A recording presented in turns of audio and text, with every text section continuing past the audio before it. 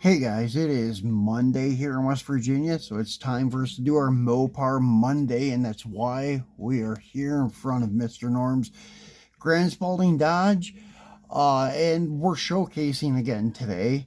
Not a comparison like we did last week, just kind of a showcase. We are showing two different manufacturers of the same model, though. The 1971 Dodge Charger RT and Super B. The Super B, there's not two variations in my collection. There's two variations of the RT. I shouldn't say variations, two different manufacturers that made the 71 Dodge RT. That is M2 and Greenlight. The only Super Bs I have are from Greenlight, the early ones when they were doing a good job with them. Now their 71 Super B is not that great. They're using the RT casting, which really there isn't a huge difference, just the louvers and the doors. And I'll show you that here. As you can see, this one here being a bright yellow, it defines every body line very well.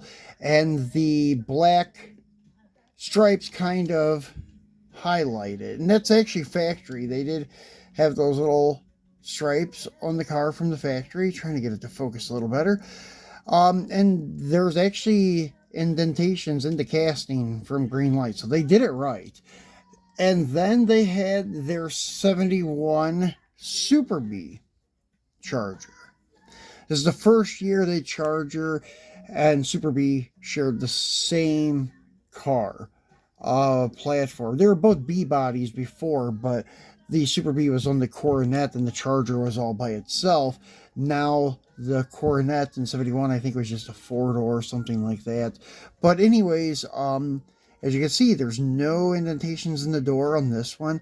The last model that they released of the 71 Super B in orange with a white top is really cool because it's really a contrasting combination, orange with a white top. I kind of like it because it has black stripes too. Usually with a white top, you would have white stripes, kind of like the Dart inside our showroom right there.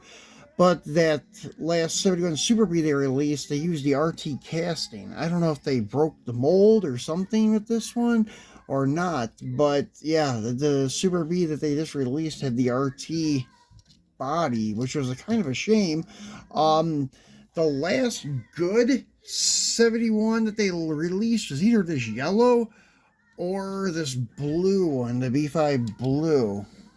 And actually, the B5 Blue one is a little bit nicer than the yellow one, in my opinion.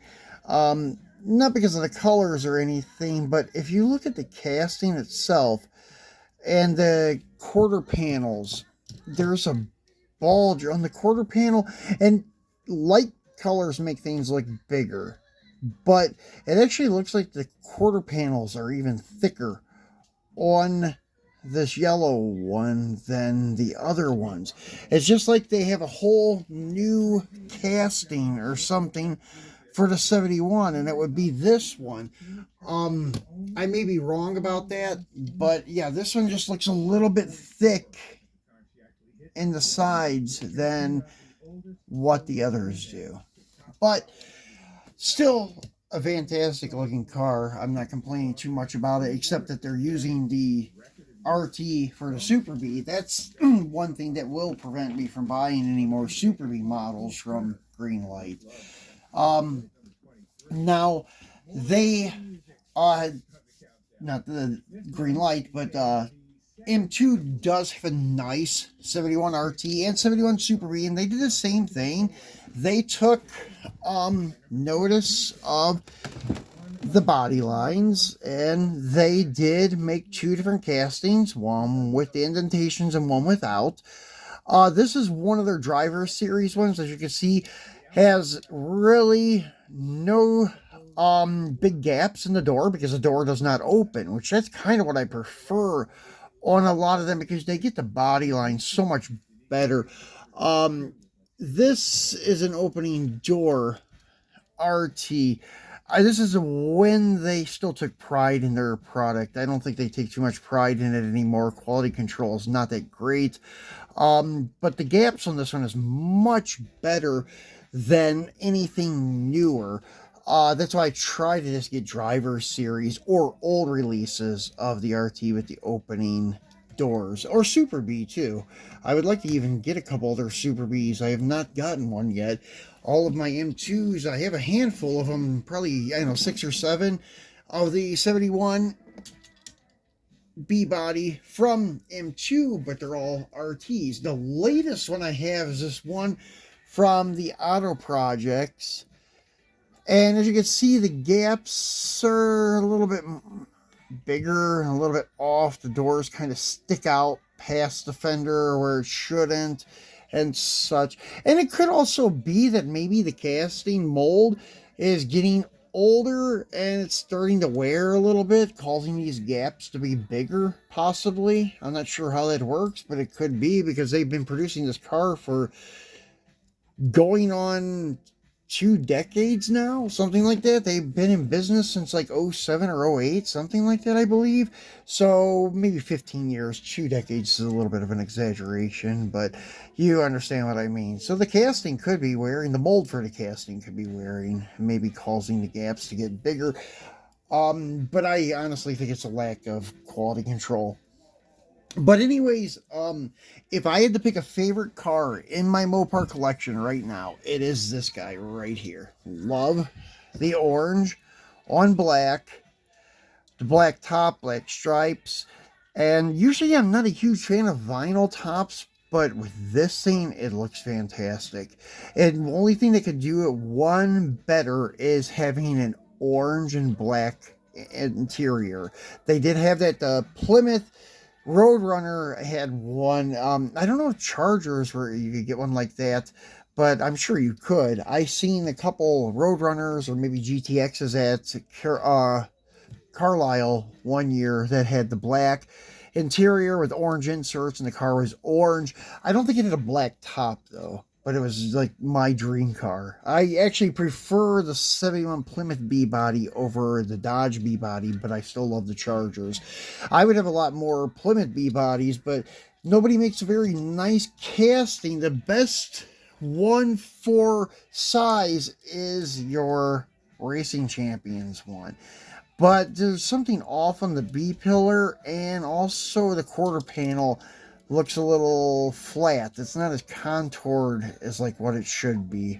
But still yet a nice car, and when I seen this one in this color combo, I had to have it. Then I may pick up a couple more of them since I got this one. It's not that bad.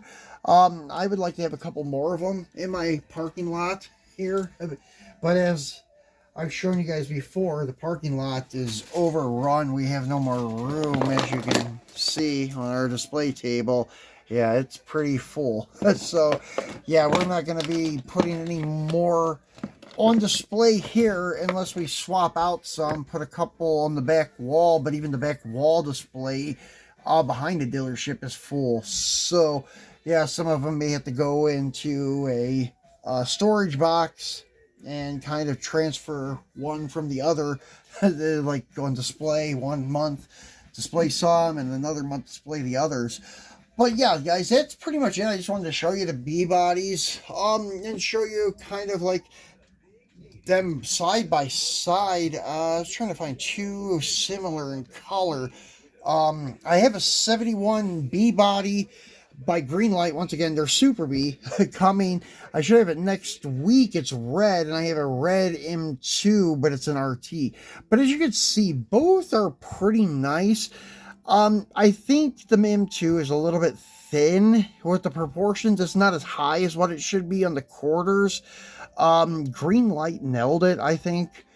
Back here, the way the B pillar flows into the quarter panel, and the quarter panel is a little bit taller there than here. I don't know, there's just something about the quarter on the M2 that's not as nice as what the Greenlight is. Although I still like them both, but that's the thing I was going to point out. But if I was going to say, if I found a perfect 71B body, it would be the Greenlight early releases. Say like 2015, 2016 and earlier. Tires are a little bit wide, yes. That was always their biggest flaw, their early stuff, but still, yet it's a nice looking car. But yeah, it just I wish some other manufacturers would start coming out with some of the American Muscle stuff. Because Fast and Furious still praises like the old Mopar muscle, especially, and GM and stuff like that. Some Ford, but mostly Mopar and GM stuff. But it seems like everybody wants to make JDM cars, which JDM's cool, but I prefer the old Mopar muscle. But that's it for today, guys. Sorry I don't have anything new to show you with the Mopars. I have some new Mopar trucks, but I'm saving that for Truckin' Tuesday, which will bring out a couple, well, at least one truck tomorrow. I think we're going to do the O'Reilly's Turtle Wax Power Wagon for you guys tomorrow. So be sure to tune back in for that. Thanks for watching and enjoy your Monday.